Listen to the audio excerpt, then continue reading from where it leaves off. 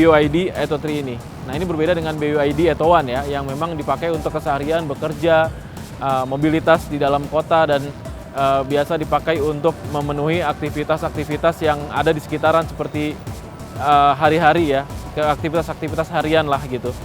Nah, ini memang dipakai bisa juga selain aktivitas harian juga dipakai untuk keluar kota gitu. Jadi ini memang komplit nih gitu. Meskipun bukan 7 seater tetapi 5 seater. Tapi udah cukup mumpuni.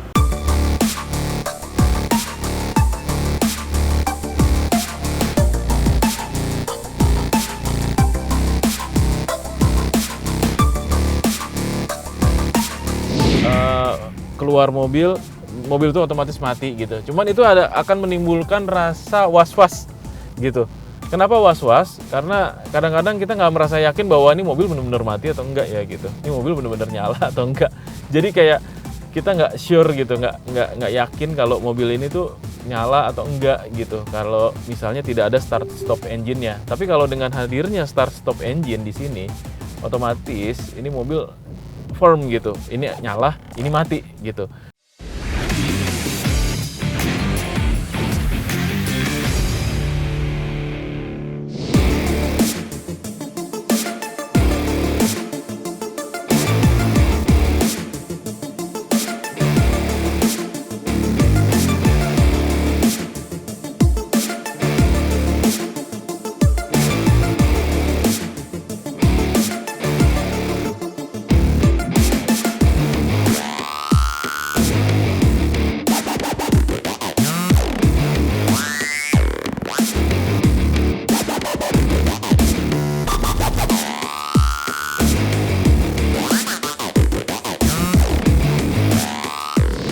Yes, sekarang kita akan mereview salah satu mobil yang agak sedikit berbeda karena bukan mobil yang compact, bukan mobil yang banyak beredar di jalanan, yaitu BYD Atto 1, tetapi BYD Atto 3. Ini kakaknya atau sisternya nih. Dia mobil yang lebih besar ukurannya ya, bukan mobil city car tetapi mobil SUV compact dengan 5 seater. Ya, BYD atau BYD Atto 3. Ini varian middle gitu ya, setelah Atto 1 yang laku banget di pasaran. Banyak dari kita yang lupa nih, terutama Sobat Sindo pasti lupa, ada varian lain di atasnya yang namanya BYD Atto 3. Apa sih bedanya sih? Selain bentuknya pasti, selain ukurannya, EV ini jauh lebih lengkap gitu ya, secara fasilitas dan juga secara fungsi. Jadi ada banyak sekali kelebihan-kelebihannya, termasuk lidarnya, termasuk juga ambience lampnya gitu ya, dan semua itu lengkap di sini. Jadi kalau kita perhatikan BYD Atto 3 ini ternyata punya banyak sekali fitur yang lengkap yang memanjakan penumpangnya, dan ruang mesinnya cukup compact gitu ya, dengan kapasitas baterai itu mencapai kurang lebih jarak tempuhnya itu sekitar 400-an kilometer. Nah, sementara yang Atto 1 adiknya itu sekitar 300-an. Artinya ini lebih jauh nih. Kalau dipakai untuk keluarga cocok banget, apalagi untuk berpergian mudik. Nah, ini pas banget nih dipakai untuk mudik. Dan memang rencananya mobil ini juga akan kami pakai untuk mudik nanti. Dan ini sebelum kita pakai mudik, kita review dulu gitu ya. Nah, tempat untuk pengisian listriknya ada di sebelah kanan depan ya. Nah, ini dibuka dari dalam gitu ya, dan bahasa desainnya tetap BYD design gitu ya, yang manis banget, yang cantik banget, yang keren banget gitu kalau dilihat. Dan memang mobil ini sudah juga dilengkapi dengan panoramic roof gitu ya. Jadi kelihatannya benar-benar wah, luas banget, lega kalau dibuka. Nanti kita coba ya suasananya kalau misalnya dibuka panoramiknya itu seperti apa. Nah, yang menarik lagi adalah sebenarnya mobil ini juga punya kapasitas bagasi yang besar. Nah, nanti bisa dicek lagi nih bagasinya seperti apa ya, nanti bisa dilihat gambarnya. Bagasi kapasitasnya cukup besar, memuat kurang lebih sekitar 4-5 koper gitu ya. Jadi memang dipakai untuk bepergian jarak jauh gitu untuk BYD Atto 3 ini. Nah, ini berbeda dengan BYD Atto 1 ya, yang memang dipakai untuk keseharian bekerja, mobilitas di dalam kota, dan biasa dipakai untuk memenuhi aktivitas-aktivitas yang ada di sekitaran seperti hari-hari ya, ke aktivitas-aktivitas harian lah gitu. Nah ini memang dipakai bisa juga selain aktivitas harian juga dipakai untuk keluar kota gitu. Jadi ini memang komplit nih gitu. Meskipun bukan 7-seater tapi 5-seater, tapi udah cukup mumpuni gitu ya.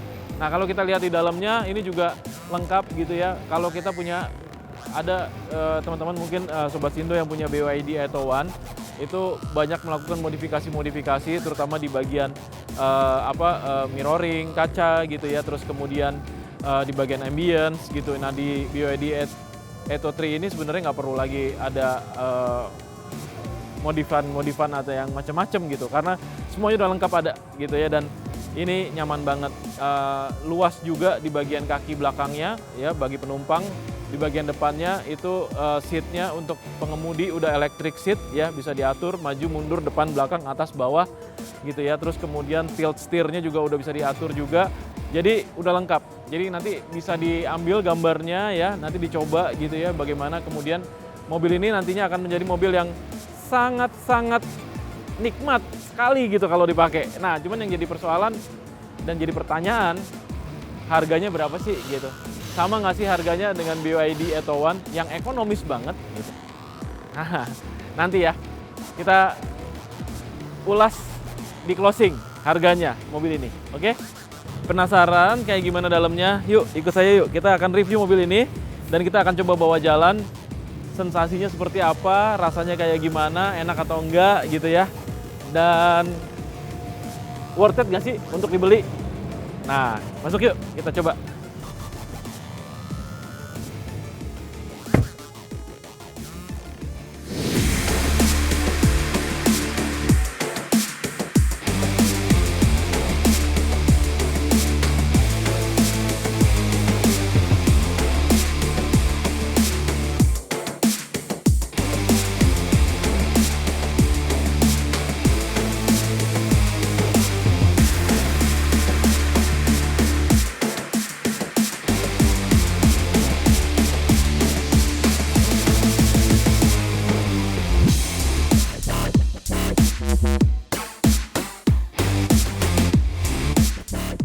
Mobil ini ada 3 mode ya, mode Eco, normal dan juga mode Sport. Nah, terus kemudian transmisinya di sini.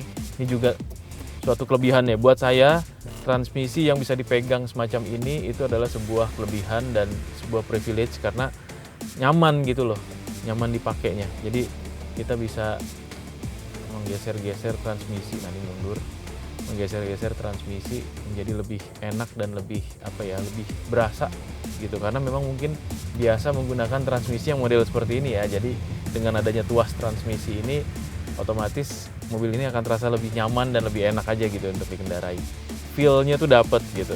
Nah, ini yang saya suka nih dari Atto 3 ya, BYD Atto 3 ini. Nah, selain itu juga ada start stop engine di sini gitu. Banyak EV gitu ya yang tidak menyertakan start stop engine-nya di mobilnya. Jadi ketika kita mau nyalain mobil, kita masuk ke dalam mobil otomatis mobil itu udah nyala gitu ya. Nah, tetapi ketika kita mau mematikan mobil tersebut gitu ya, cukup ditaruh di P gitu ya. Terus kemudian keluar mobil itu otomatis mati gitu. Cuman itu akan menimbulkan rasa was-was gitu. Kenapa was-was? Karena kadang-kadang kita nggak merasa yakin bahwa ini mobil benar-benar mati atau enggak ya gitu. Ini mobil benar-benar nyala atau enggak. Jadi kayak kita nggak sure gitu, nggak yakin kalau mobil ini tuh nyala atau enggak gitu. Kalau misalnya tidak ada start stop engine-nya. Tapi kalau dengan hadirnya start stop engine di sini, otomatis ini mobil firm gitu. Ini nyala, ini mati gitu. Tuas juga begitu sama gitu. Ada juga mobil EV yang tidak menyertakan tuas gitu. Tuasnya justru ada di sini, di kanan atau di kiri, dan ini sering kebalik-balik antara lampu sen tuas, lampu sen tuas itu lampu, dan yang ada di sini nih lebih baik nih dijauhkan dari transmisi sebenarnya kan. Tapi banyak kendaraan EV yang menggunakan transmisi yang ditaruh di sekitaran sini nih, di sekitaran tuas di belakang setir ya. Jadi tuas yang ada di tengah ini menurut saya nih suatu nilai lebih yang patut diapresiasi, dan menyenangkan karena rasanya memang seperti mengendarai mobil ya. Emang ini mobil, tapi maksudnya banyak sekarang mobil yang praktis yang hanya menggunakan switch lingkaran gitu ya, tapi tidak menggunakan tuas. Nah ini menggunakan tuas ini enak banget. Setelah sambil macet gitu ya, saya utak-atik aja nih menu yang ada di displaynya yang cukup besar ini, dan ternyata memang banyak sekali ya fitur-fiturnya, lengkap banget. Ada ambient light-nya yang bisa kita pilih-pilih tuh ambient lights-nya ya. Ada mau warna apa bisa diganti sesuai mood gitu ya. Terus kemudian ini ada lock-nya, terus kemudian sound and display, ini bisa mengatur segala macam terkait soal sound. Terus kemudian energi, berapa penggunaan baterainya, sisa berapa persen gitu ya, 91%. Nah ini ada servicesnya, maintenance interval, maintenance mileage ya, dan yang menariknya ada ADAS-nya. Nah ADAS ini ada beberapa, ada emergency lane keeping assist. Nah ini kalau kita misalnya berada di satu garis lurus gitu ya, di satu jalur, kalau kita bergeser ke kanan atau bergeser ke kiri, dia akan bergetar atau menunjukkan bunyi alarmnya.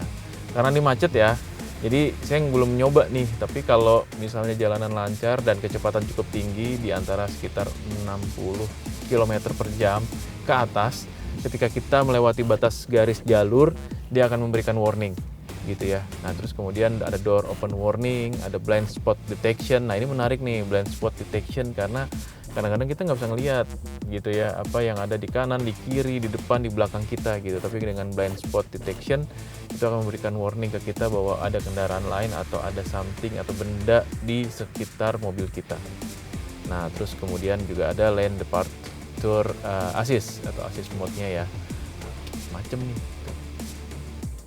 Ada automatic emergency braking, ada rail consolidation warning dan segala macam. Nah ini ADAS ini memang lengkap, lebih lengkap dibanding dengan apa yang ada di Atto One. Jadi Atto 3 ini sebagai sisternya atau kakaknya, tadi udah saya sampaikan, punya fitur yang jauh lebih lengkap dibanding dengan Atto One. Dan kalau Sobat Sindo pengen nyobain gitu ya mobil ini gitu ya, memang agak sedikit berbeda dengan mobil Atto One. Kalau Atto One kan memang minimalis ya, tetapi kalau mobil ini dia sudah komplit dilengkapi dengan banyak sekali fitur yang memanjakan penggunanya gitu, dan juga meningkatkan sistem keamanan mobil gitu ya ketika berkendara. Dan ini banyak banget sih di sini ya. Nanti kita coba lihat-lihat lagi apa aja yang menarik dari sini. Tapi ini ada maps dan segala macamnya, sampai ukuran bannya juga ada loh. Ini menarik loh, ukuran bannya 2, dan kita bisa tahu ya berapa ukurannya. Ternyata ban di sebelah kanan tuh lebih rendah dibanding ban di sebelah kiri. Iya. Ya jadi kurang lebih seperti itu yang ada di sini. Mungkin nanti kita bisa lihat-lihat lagi apa aja yang ada ya, masuk ke sistemnya, hotspot dan segala macamnya ada di sini. Itu semua kayaknya. Ini waktu versionnya ya, ini softwarenya ya. Tapi yang menarik sebenarnya dari BYD ini sebagai pioner mobil listrik ya, EV yang top of mind bisa dibilang gitu ya di masyarakat Indonesia terutama, karena memang dipercaya sekali gitu ya, banyak sekali beredar di jalanan. Apalagi kemudian dia mengeluarkan yang versi murahnya yaitu Atto One gitu ya. Tapi banyak juga yang tidak tahu bahwa Atto One itu punya kakak. Nah kakaknya ini nih, Atto 3.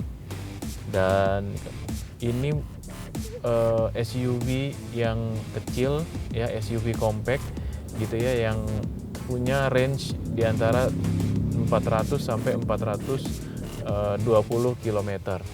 Jadi cukup panjang dibanding adiknya Atto One yang hanya 300-an kilometer. Jadi ini jauh lebih panjang jaraknya, jarak tempuhnya ya, dan punya torsi yang jauh lebih tinggi gitu. Horsepower juga jauh lebih tinggi, jadi lebih powerful dibanding yang Atto One, jelas gitu ya, karena dia punya daya yang lebih besar.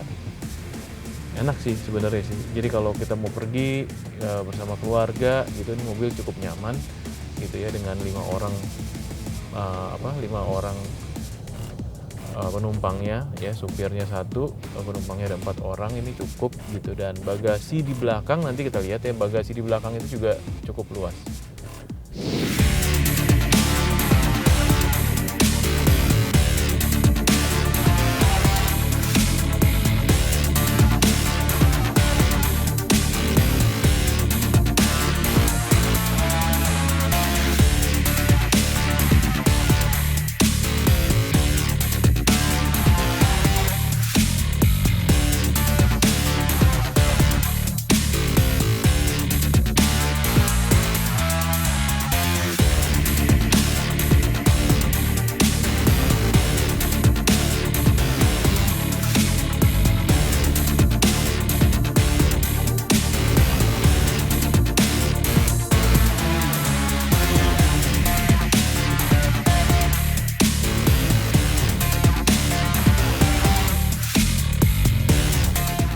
BYD Atto 3 ini adalah dia punya panoramic roof yang lumayan bagus ya, karena dari ujung ke ujung kita bisa lihat terbuka gitu ya secara elektrik, dan ini keren banget sih.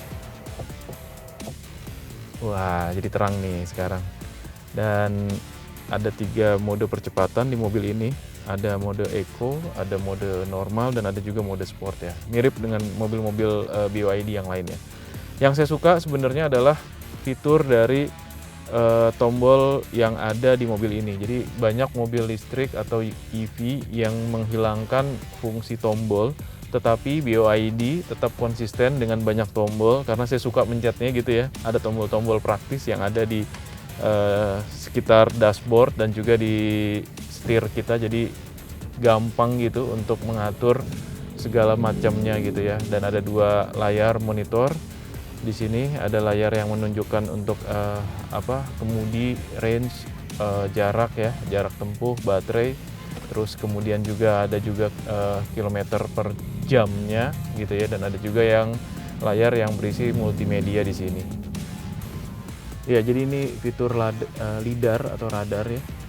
360 derajat, dia udah lengkap, kanan kiri atas bawah. Kita bisa mantau ya belakang, kita juga bisa mantau depan ya. Di depannya ada kamera di depan, ada kamera di belakang. Nah, di belakang kayaknya lebih enak ya, jadi kita bisa mantau lewat fitur ini. Kanan kiri atas bawah semuanya lengkap gitu ya, jadi kita bisa memantau pergerakan mobil ini. Dan ini fitur yang lengkap gitu ya dibanding adiknya dia, Atto 1 yang banyak di jalan. Nah, memang Atto 3 ini memang tidak terlalu familiar gitu ya, lebih banyak atau lebih familiar konsumen itu membeli Atto 1 karena harganya yang lebih murah. Tetapi Atto 3 ini punya segmen sendiri nih gitu, segmen yang berbeda dengan Atto 1. Kalau Atto 1 kan memang mobil city car, kalau ini adalah SUV yang kecil atau small SUV. Jadi bisa 5 seater atau 5 seater ya. Dan ini untuk keluarga jalan jauh ini asik banget sih gitu. Dan fiturnya sudah lengkap, termasuk juga lampu-lampu ambience yang ada di dalam. Nanti bisa mungkin diambil ya lampu ambience-nya ketika dia nyala, ketika dibuka pintunya lampu ambience-nya muncul warnanya biru kehijauan gitu ya. Tuh asik banget dilihatnya, apalagi kalau malam gitu ya. Kita nyetir itu lampu ambience-nya benar-benar kelihatan.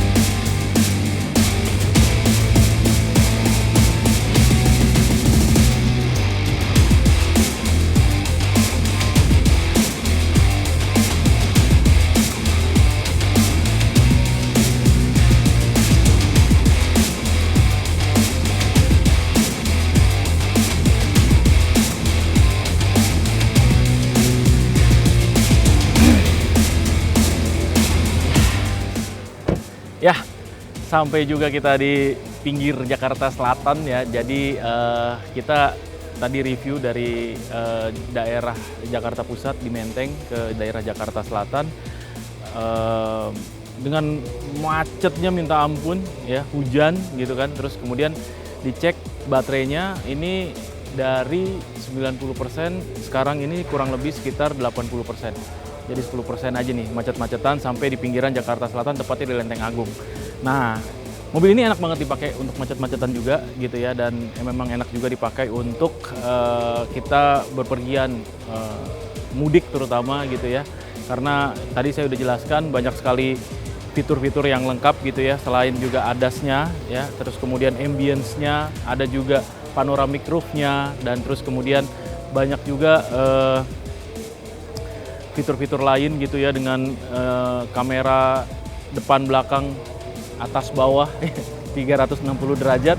Jadi recommended banget lah gitu ya kalau buat Sobat Cindo yang ingin mobilnya agak lebih besar gitu ya dibanding adiknya dia atau One gitu ya, atau Tri, ini memang sangat recommend. Cuman memang yang harus diperhatikan adalah ada beberapa bagian yang memang harus perlu diperbaiki lagi gitu. Salah satunya ya wiper. Kita tadi ketika hujan wipernya terlalu kecil sementara kacanya besar gitu ya, jadi jarak pandangnya tidak terlalu jauh. Nah, itu harus hati-hati. Nah, mungkin bisa diberikan opsi lain gitu. Opsinya apa? Ya mungkin modifikasi wipernya supaya lebih bagus lagi, lebih lebar lagi jaraknya gitu ya, sehingga jarak pandangnya juga aman. Oke, terakhir kita spill harganya. Nah, harganya berapa mobil ini? Mobil ini dibanderol harganya dari 390 sampai 400 jutaan. Jadi tergantung tipenya, dan tipe tertingginya di atas 400 jutaan. So, menurut saya dengan harga segitu memang dengan fasilitas yang didapat, dengan jarak tempuh yang cukup panjang, terus kemudian juga dengan kualitas build quality-nya dan desainnya yang oke gitu, menurut saya sih sangat worth it gitu. Jadi kita mungkin nanti kita coba jalan lebih jauh lagi. Rencana mobil ini akan juga dipakai untuk mudik ya oleh timnya iNews Media Group. Nah, jadi mungkin nanti kita bisa update lagi endurance-nya, seberapa lama, seberapa bagus, seberapa jarak yang bisa ditempuh, dan terus kemudian kecepatan charging-nya juga. Itu yang paling penting. Nah, mobil ini sudah dilengkapi dengan fast charging, jadi sebenarnya aman dari 30% ke 100% kurang lebih setengah jam. Jadi nggak ada isu lah untuk charging gitu ya. Tinggal nanti bagaimana gaya berkendara, karena gaya berkendara itu berpengaruh terhadap durability baterainya gitu ya. Jadi baterai itu bisa cepat habis gitu ya apabila kita mengendarai mobil ini dengan kecepatan yang tinggi. Oke, demikian dari saya. Sampai jumpa di Autotech selanjutnya.